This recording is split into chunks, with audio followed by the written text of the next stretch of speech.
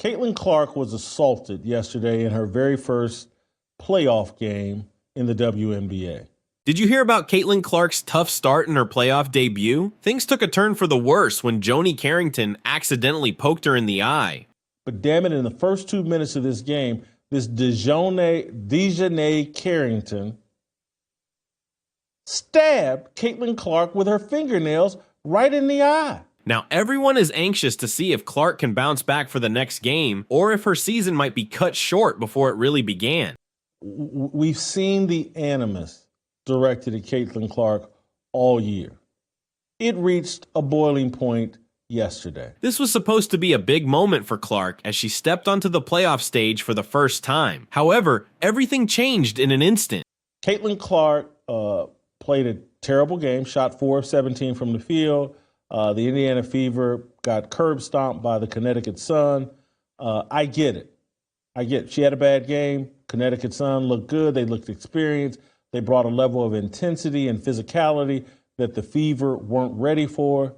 The hit from Carrington not only left Clark with a swollen eye, but also sent shockwaves through the basketball community. There was no foul call. There was no real discussion of it on the ESPN broadcast. ESPN wrote a story after the game that did not mention that the biggest star in the history of the WNBA, the first woman to ever be the biggest star in American sports, was assaulted 2 minutes into the game on a dirty play with one of these women with these long fake fingernails that stabbed her in the eye. You might think a little injury isn't a big deal, but it really affected her performance. Do you think that had any impact on the game? Do you think that your meal ticket should be stabbed in the eye intentionally on the court 2 minutes into the game, and there's no problem here? Clark's scoring plummeted from an average of 20 points per game to just 11. It's hard to believe how one incident could disrupt her impressive rookie season. It's not worthy of discussion. I read this ESPN story. Alyssa Thomas had a triple-double and so scored X number of points, and the Connecticut Sun knock off the Fever. And I'm reading the story. I'm like, where's the mention of the fact that the Michael Jordan of the WNBA was assaulted, has a black eye during the second half of the game because Dijonai Carrington stabbed her with her fingernails in the eye? This situation is bigger than just Clark and Carrington. It could change the WNBA landscape. Caitlin Clark's trying to pass the ball in the first 2 minutes of the game, and this woman swats at the basketball and somehow decides to turn her hand down and her fingernails and jab them right into the eye of Caitlin Clark. How will the league respond? What does this mean for player safety? No foul call. No refs stopping the game to go look. Is this a flagrant? None of that. Just everybody moved on. Your biggest star, your meal ticket, the reason why you have relevancy, just got stabbed and assaulted and nothing. Stay tuned as we explore all these angles. A black eye might seem minor for a pro athlete, but for Clark, it impacted more than just her vision. Her entire game plan fell apart. Just how serious was it? Her coach had to completely change their strategy. The numbers tell a clear story about how challenging things became for Clark after that hit. And Dijonai has a history with Caitlin Clark. Like many of these girls in the WNBA, but she's at the top of the list along with Kennedy Carter in Chicago and Angel Reese. Those three. But here's earlier in the season, Dijonai Carrington mocking Caitlin Clark on the court, played a very physical game with her back then too. And look, does Caitlin Clark do some histrionics, some flopping, and perhaps I'm giving them this out on what happened yesterday. Normally, she scores around 20 points, but she managed only 11 this time, a staggering 45% drop in her output. To make matters worse, her shooting percentage dropped dramatically to just 23.5%. It's like watching a top shooter suddenly lose their skills. It's not a natural act. And I called it out yesterday in real time watching the game. Like, hey, that was on purpose. That was not an accident. But the struggles didn't stop there. Clark's entire game was thrown off balance. Those precise passes we expect from her turned into turnovers instead. That was on purpose. Is Caitlin Clark making too much of it? Is she exaggerating it, trying to get the call? You can think both things. You can think, hey, this is on purpose and it's a dirty play. But you could also think, is Caitlin Clark making too much of this? And then later in the game, when they mentioned, like, hey, you can see the black eye on Caitlin Clark's face, I was like, oh, yeah, that was it. It was intentional, and it did real damage. The plays that usually came naturally became forced attempts as she tried to push through despite her impaired vision. You might be thinking, can't she just power through it? But playing basketball at this level is about more than just being tough. Hey, man, your meal ticket is under constant attack. There's been dirty plays all season. And again, I've admitted, some of them have been exaggerated. It's just typical rough play with girls. But there are some that it's just been dirty. And Dijonai is one of these people that has a real problem with Caitlin Clark.